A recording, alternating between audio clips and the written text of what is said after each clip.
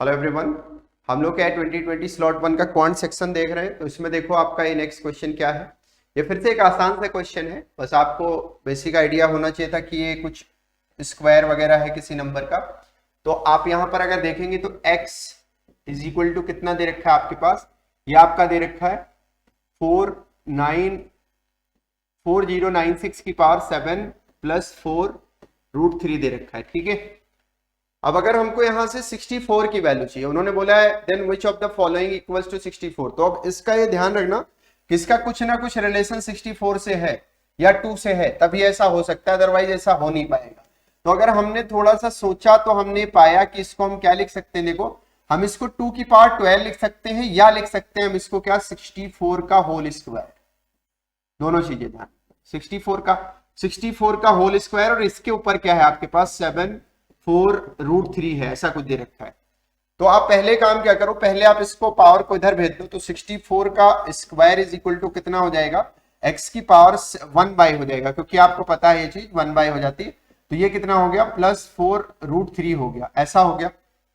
अब अगर मैं इसको रेशनलाइज करूं तो आप ध्यान से देखना, ये 49 बनाएगा और ये कितना बनाएगा 48 बनाएगा होल स्क्वायर करने के बाद।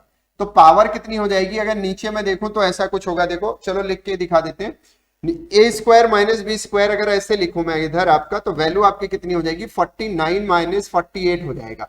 तो वैल्यू 1 हो जाएगी, मतलब नीचे तो खत्म हो गया और रेशनलाइज कर रहे हो तो ऊपर क्या आ जाएगा माइनस है। तो इतना सामने लिख लिया, इसको रफ कर देते हैं इधर।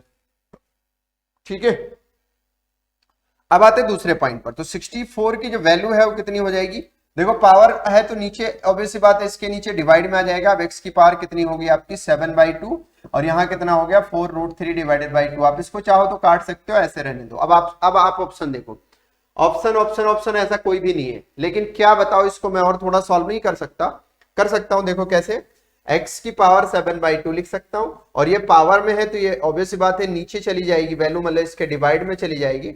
तो x की पावर 7/2 डिवाइडेड बाई क्या लिख सकते हो, x की पावर 4√3 डिवाइडेड बाई क्या 2। तो अब ऐसा एक ऑप्शन होगा, या आप इसको क्या लिख सकते हो 2√3 भी लिख सकते हो, तो वो आंसर हो जाएगा। लेकिन इसमें ऐसा डायरेक्ट आंसर दे रखा है तो आपका डायरेक्ट आंसर इसमें से मैच हो जाएगा, जो कि ऑप्शन कौन सा हो जाएगा, इसमें से डायरेक्ट नहीं दे रखा है, 4th ही दे रखा है, मतलब 2 से डिवाइड करके लिखा उन्होंने। तो x की पावर 7/2 है और यहाँ कितना हो जाएगा x की पावर 2√3 हो जाएगा। तो यही क्या हो गया आपका आंसर हो गया। ठीक है, तो देखो कितना आसान सा क्वेश्चन था। ऐसे क्वेश्चन भी आ सकते हैं कैट में, जिसमें आपको क्या करना है, थोड़ा सा सोचना है और कैलकुलेशन कर देना है बस। ठीक, चलो आगे बढ़े, फिर नेक्स्ट क्वेश्चन पे चलते हैं, देखते हैं क्या है हमारे पास नेक्स्ट क्वेश्चन।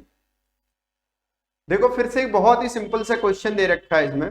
इन्होंने बोला है Vinu invested 10,000 rupees at 5% simple interest and exactly after 2 years Joy invested rupees 8,000 at 10% simple interest annual. How many years after Biru invested will their balances, that is the principal plus accumulated interest, be equal? मतलब उन्होंने बोला amount of Biru and amount of Joy दोनों का क्या है, equal है। तो यहां से देखना जरा, अमाउंट होता क्या है, अमाउंट होता है प्रिंसिपल प्लस इंटरेस्ट। अब इंटरेस्ट अगर सीआई है तो सीआई होगा, एसआई है तो एसआई होगा।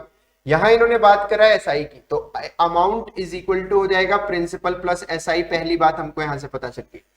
दूसरे में आते हैं, यहाँ कंडीशन देखो ये है कि बीरू कितने टाइम के लिए आया हमें नहीं पता है, लेकिन इसके जस्ट 2 ईयर बाद कौन आ जाता है, जॉय आता है।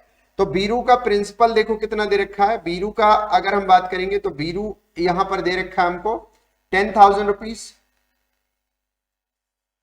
बीरू हमको कितना दे रखा है 10,000, ये हमारा क्या है प्रिंसिपल है।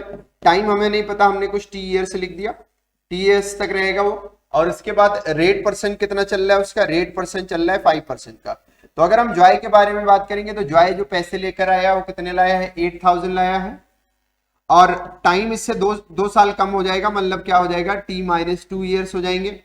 और जो रेट है आपका वो कितना हो जाएगा यहाँ पर, वो आपका हो जाएगा 10% का। ठीक है, तो दोनों के अमाउंट को इक्वेट करना है, तो दोनों के अमाउंट को इक्वेट करके आंसर निकाल लेते हैं, वही आंसर हो जाएगा a1 is equal to a2।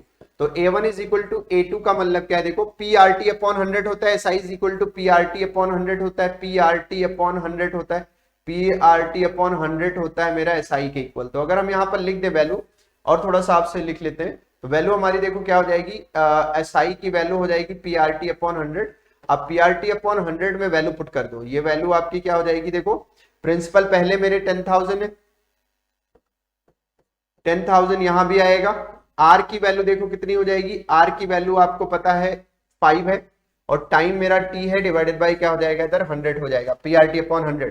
दूसरे में जाए तो इधर देखो 8,000 आएगा और प्लस में 8,000 ऊपर आएगा और मल्टीप्लाई बाय टाइम कितना लग रहा है यहाँ पर, देखो टाइम आपका लग रहा है t-2, रेट है 10 तो t-2 लिख दो, कोई दिक्कत नहीं है, और डिनोमिनेटर में क्या लिख दो आप 100 लिख दो। तो हमने देखा कि यार इसमें ये वाला पार्ट एक तरफ ले लें और इसको पहले काट दो थोड़ा सा, तो ये 2 जीरोज यहां से हट गए और 2 जीरोज यहां से हट गए, तो हमको वैल्यू इधर देखो कितनी मिल जाएगी, 2000 मिल जाएगी। और ये अगर उधर जाता है तो ये आप देखो कितना हो जाएगा 500t, उधर जाके माइनस होगा, तो इसको पहले सॉल्व कर लेते हैं। देखो ये आपका मल्टीप्लाई होके हो जाएगा 800t माइनस कितना 1600, 2 है इसलिए 1600, और माइनस हो जाएगा कितना 500t। अब आप ये देखो कि ये बचा कितना आपके पास, तो ये बचा आपके पास 300t बचा, माइनस का कितना 1600, तो 1600 उधर चला जाएगा, तो आपकी वैल्यू कितनी हो जाएगी 300t इज इक्वल टू कितना 3600। अब अगर मैं इसको सिंप्लीफाई करता हूं तो हमको कितना मिल जाएगा, वैल्यू हमको मिल जाएगी यहां से 12 ईयर्स, और यही आपका क्या हो जाएगा आंसर हो जाएगा। उन्होंने यही पूछा था कि बताओ वीरू कितने दिन तक बिजनेस में रहेगा, तो आपका वैल्यू क्या हो जाएगा 12 ईयर्स। ठीक है, तो एक बहुत ही साधारण सा क्वेश्चन था जिसमें कुछ था ही नहीं, बस सीधा सीधा फॉर्मूला पुट करना था, आंसर लिखना था। तो अब हम लोग मिलेंगे नेक्स्ट क्वेश्चन में, देखेंगे कि नेक्स्ट क्वेश्चन क्या कहता है। तो आज के लिए बस इतना ही, बाय बाय, टेक केयर।